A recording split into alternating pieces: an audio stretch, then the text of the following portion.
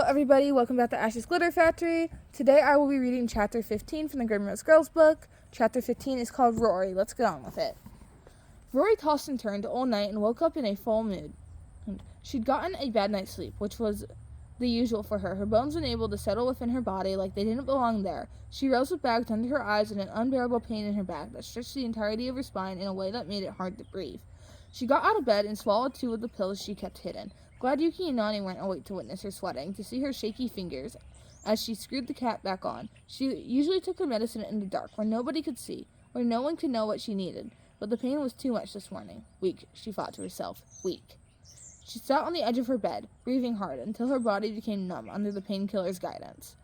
When she finally managed to get up, she took one step, then another, trying to teach her body how to function again, trying to show the way, like she had to learn to walk every day, since the day she was born, as if it was the first time. She took a hot shower that almost boiled her skin, but it helped. When she got out, she was Rory again, and not some dark, crawling creature inhabiting a girl's body. Of course, she immediately regretted getting up after she remembered they were going to Constance to meet Ella and do some shopping. 6 hours later, she was still regretting it. No, not this one, Ella muttered, testing a brighter tone of pink against Rory's skin. I hate organza. I need more rose gold. I think less pink.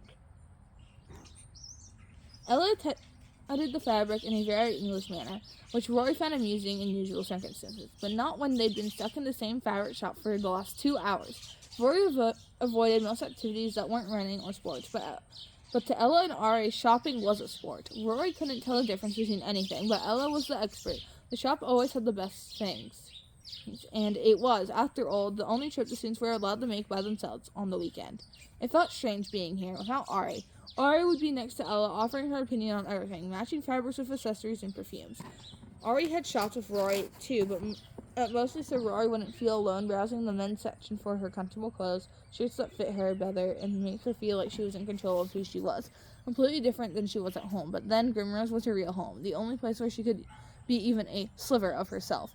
A place where she didn't have to hide. Rory almost wanted to laugh at the irony of it all, and now they were here, the 3 of them, and it felt good, but every time Rory looked around, she wanted to scream. It was like she could never just be with Yuki or Ella, because with just 3 of them, Ari would always be missing.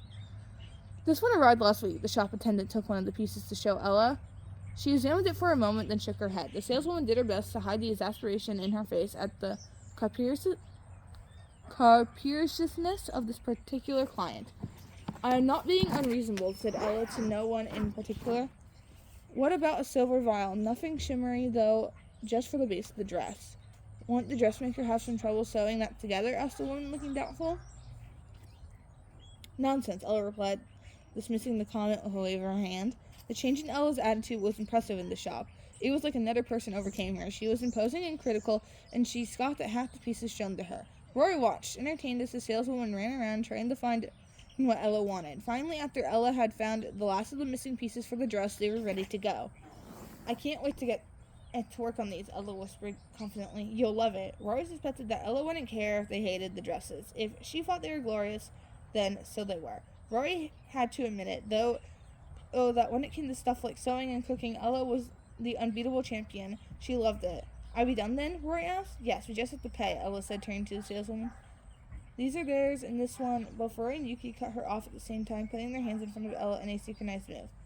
I'm paying for them all, Rory said, glaring at Ella, daring her to protest. Ella's eyebrows knit together and she didn't say anything.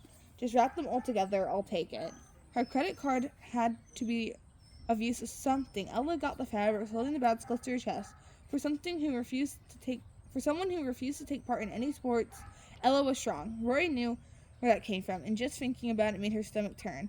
Rory paid for everything, barely looking at the receipt, and they all walked back into the sunny afternoon on the last weekend of September. The breeze was starting to change, the wind blowing through the mountains, and in a week or two the leaves would start turning yellow and red. It was Rory's favorite time of year, and the last stretch of warmth right before the cold took over. Except that right now it felt like something was missing. Rory's 17th birthday was coming up next week, and she didn't even want to celebrate.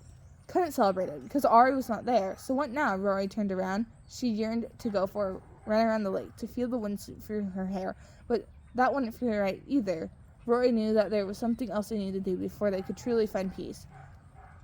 We could take a look at the book. Yuki gave her a blank look. Did you read it? Ella asked Yuki. Rory waited, and at the same time, she dreaded the answer that was surely coming. No, I'll look at it later. It's been a week, Rory said. So, Yuki raised an eyebrow. If you're so worried, maybe you should have read it.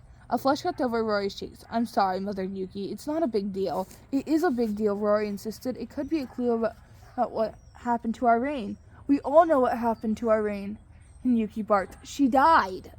The words echoed around the cobbled streets. Birds flew from the trees, but thankfully the rest of the street was empty. There's no need, Ella started, muttering under her breath, trying to get between them both.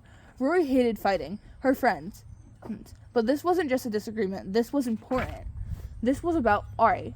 I get Edric saying there's nothing more to it, Rory breathed, her voice throaty and low. I get Penelope. I get everyone in that fucking school saying it, but I don't know why you're so eager to just leave it behind. We might have found something that could help us understand what really happened, and we need your help. Ari needs your help. Rory met Yuki's eyes and didn't back away, but there was nothing behind the coldness, the black color of void. For the first time, Rory didn't recognize her friend. I'll do it later. Forget it, Rory interrupted, her voice coming out more strangled than she would have liked.